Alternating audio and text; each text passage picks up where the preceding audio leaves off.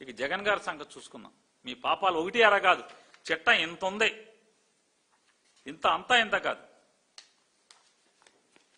ఈడెవడండి? రామతీర్థంలో స్వామివారికి విగ్రహానికి కళంకం చేసినట్టు కాదా ఈడు? మీ గవర్నమెంట్ రాగానే, జగన్ గారి గవర్నమెంట్ ఉన్నప్పుడు స్వామివారి విగ్రహానికి కళంకితుడైనటువంటి ఇతన్ని ముద్దాయిగా అరెస్ట్ చేస్తే, మీరొచ్చి జగన్ గారు ఉన్న గవర్నమెంట్ లో ఆ విగ్రహాన్ని కేసులో ముద్దాయిని చేసి జైల్లో పెట్టారు కాబట్టని ఎన్ని లక్షలు మీరు సీఎంఆర్ఎఫ్ నుంచి, పోనీ మీ జేబులో డబ్బులు కాదు, తెలుగుదేశం అకౌంట్ లో డబ్బులు కాదు, మీ హెరిటేజ్ డబ్బులు కాదు, మీ జేబులో డబ్బులు కాదు, సీఎంఆర్ఎఫ్ నిధుల నుంచి మీరు డబ్బులు ఇచ్చారా ఇవ్వలేదా? ఎందుకు ఇచ్చారు? జైలుకి వెళ్ళాడంట, డబ్బులు ఇచ్చారు సీఎంఆర్ఎఫ్ నుంచి. దేనికి జైలుకి వెళ్ళాడు? రామతీర్థంలో స్వామివారి తలకి విగ్రహానికి కళంకితం చేసినటువంటి వీడిని అరెస్ట్ చేస్తే ఆ అరెస్టుకి పరిహారంగా ప్రభుత్వ ఖజానా నుంచి సీఎంఆర్ఎఫ్ ఇచ్చారు. వీళ్ళు చూడండి, వీళ్ళు పాపాలు.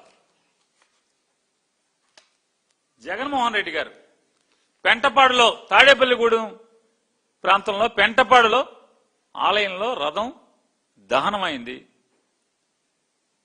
కాలి బుగ్గయింది. ఏం చేశారు? పవన్ కళ్యాణ్ గారు ఏమైతే చెప్తున్నారుగా, ఆడెవడో మెంట్లోడు, ఈడెవడో మెంట్లోడు అని చెప్తున్నారు అంతర్వేదిలో. చెప్పండి, వీళ్ళు పిచ్చోళ్ళంట, ఎవడో పిచ్చోడు కాల్చాడంట అని చెప్తున్నారు అని అన్నారు. మేము పిచ్చోడు కాల్చాడని మేము అలా, మీరే పుట్టిస్తారు, మీరే కాయిస్తారు, మేము అనకుండానే. మరి పెంటపాడులో ఎవరు రథాన్ని దహనం చేసినోడు ఎవడు కనుక్కున్నారా? కనుక్కోలేదు కదా. కొన్ని రథాన్ని పునర్నిర్మాణం చేయించారా? చేయించలేదు కదా. అంతర్వేదిలో మీలాంటి దుర్మార్గుల ప్రోద్బలంతో అర్ధరాత్రి తెల్లవారుజామున రథానికి నిప్పంటిస్తే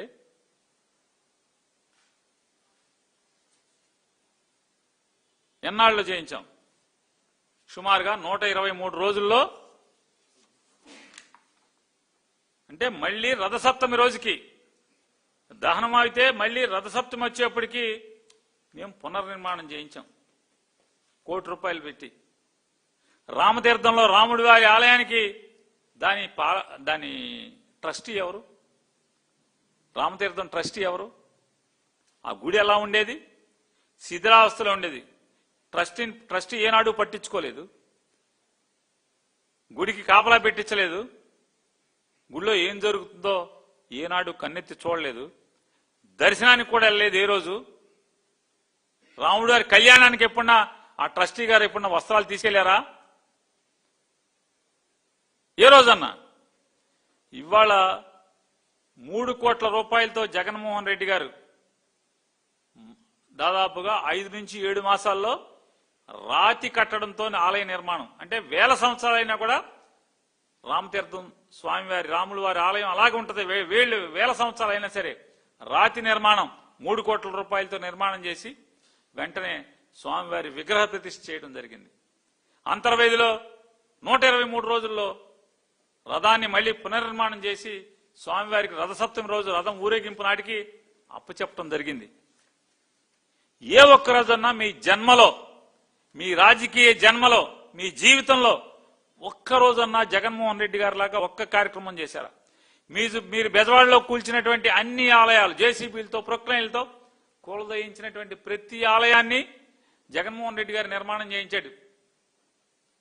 మీరు క్రైస్తవుడు అని చెప్పని బురద చిమ్ముతున్నారు, విషం చిమ్ముతున్నారు కదా. కేవలం క్రిస్మస్ రోజు ఒక్కరోజే చర్చికి వెళ్లేటువంటి మీరు క్రైస్తవుడిగా ముద్రేసి రాక్షస ఆనందాన్ని పొందుతున్నటువంటి ఆ వ్యక్తి జగన్మోహన్ రెడ్డి గారే కట్టించాడు. ఇవన్నీ మీరు బెజవాడలో కూలదేసిన ఆలయాల్ని కట్టించాడు.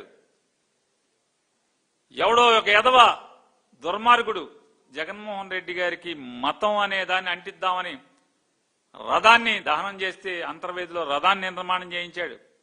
రామతీర్థంలో ఎవడు మీరు ప్రోత్సహించపోతే ముద్దాయిగా జైలుకి వెళ్తే దానికి నజరానాగా సీఎంఆర్ఎఫ్ డబ్బులు ఎందుకు ఇచ్చారు? ఎన్ని లక్షలు ఇచ్చారు? మరి పాపాలు మీరు చేస్తే ఆలయం కట్టించినోడు ఎవడు?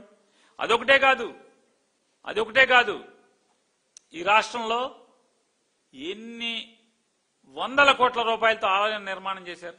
సరదాకు ఒక ఉదాహరణ, బందర్లో గొడుగుపేట వెంకటేశ్వర స్వామి ఆలయం ఉంటే అది జీర్ణమైపోతే మీరు ఆ జీర్ణమైపోయిన దేవుణ్ణి పట్టించుకోకపోగా, ధూపదీప నైవేద్యాలకి నయా పైసా ఇవ్వకపోగా ఆ దేవుడి స్థలాన్ని కొట్టేయటం కోసం ఆలయాన్ని కనకదుర్గమ్మ వారికి మీరు అడాప్షన్ ఇచ్చి ఆ స్థలం మీద గుల్లపూడిలో ఉన్నటువంటి 40 ఎకరాల స్థలం మీద మీరు కన్నేసి చెరబడదాం అనుకుంటే జగన్మోహన్ రెడ్డి గారు వచ్చి దాన్ని ఎండోమెంట్స్ కి వెనక్కి డిఅడాప్ట్ చేసి 2 కోట్ల రూపాయలు డబ్బులు మంజూరు చేసి జీర్ణమైపోయి గర్భగుడిలో స్వామివారి మీద వర్షపు నీరు కారేటువంటి అపవిత్రం అపచారం జరుగుతున్న ఆలయంలో చిరంజీవి గారిని పంపించి రిక్వెస్ట్ చేసి శంకుస్థాపన చేయించి ఆలయాన్ని నిర్మాణం చేశారు.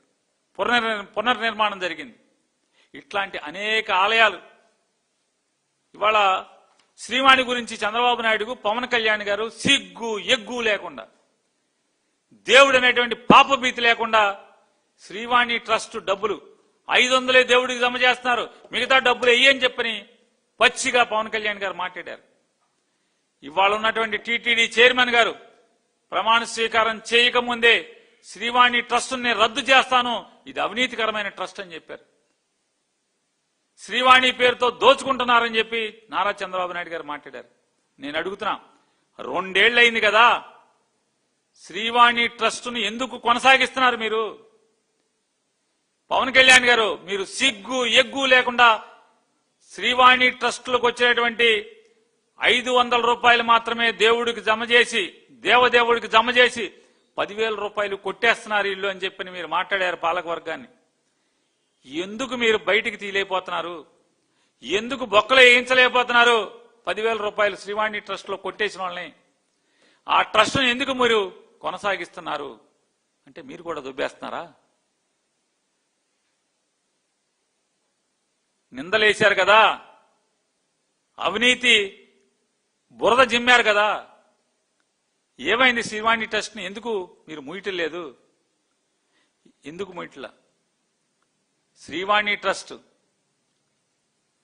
శ్రీవారి టెంపుల్స్ ని పునర్నిర్మాణం చేసేటువంటి ఆ ట్రస్ట్ ద్వారా జగన్మోహన్ రెడ్డి గారి సంకల్పంతో, ఆలోచనతో బ్లాక్ లో ఎట్లాగూ టికెట్లు అమ్ముతున్నారు, బ్లాక్ లో టికెట్లు కొంటున్నారు.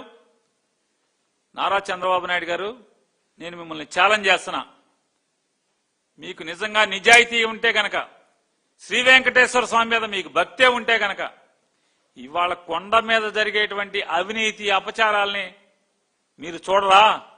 మీరు కనపడరా?